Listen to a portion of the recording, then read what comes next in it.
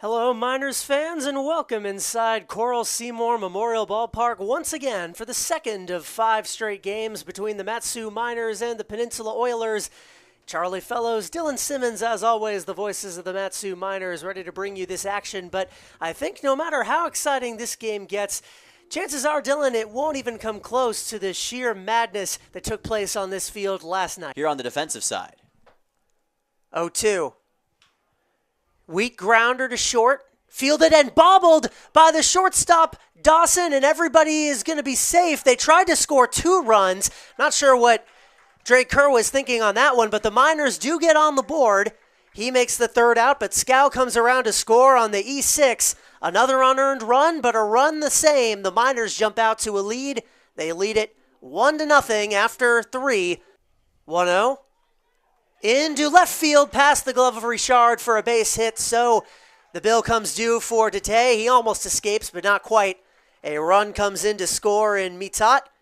1-1, the number of unearned runs per team, and also the score on the scoreboard. Dete will watch this one be laid down for a bunt. It's a nice bunt right down the third base line. The throw is, as there's a collision, the ball is going to get away. A run's going to score for the Oilers.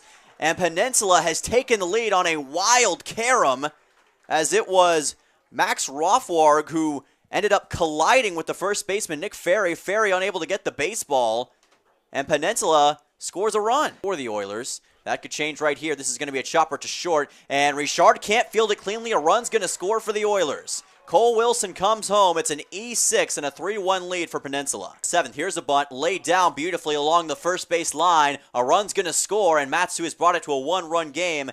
A sac bunt for Drake Kerr has brought in Nick Bisaccia, and it's a 3-2 ball game. Trying to make a huge impact. Opposite field shot. This one is going to get down for a base hit. Blake Boutz scores an RBI, and Mat-Su has tied the game at 3 runs apiece. An incredible piece of hitting. Blake Boutz, in this game alone, has pulled himself into a tie for the lead among the catchers on the Mat-Su Miners with 2 hits on the season, but he's got him in 2 of his first 3 at-bats as a starter, and he's already got his first RBI too. Mat-Su fights back and ties the game.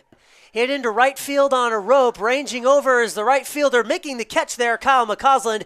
But tagging and scoring will be the go-ahead run. His name is Kyle McDaniel. The leadoff walk comes back to bite the Miners, and it will be 4-3 in favor of Peninsula. Top of the 9th.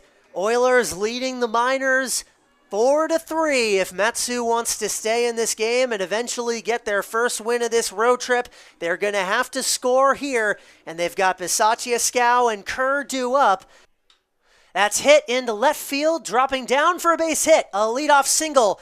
Nick Bisaccia is 3 for 4 today. Where would the offense be without him? He starts the 9th off with a hit. Signature day for Nick Bisaccia, and what a single into left field. Berkey couldn't do anything about it, just had to watch it drop down.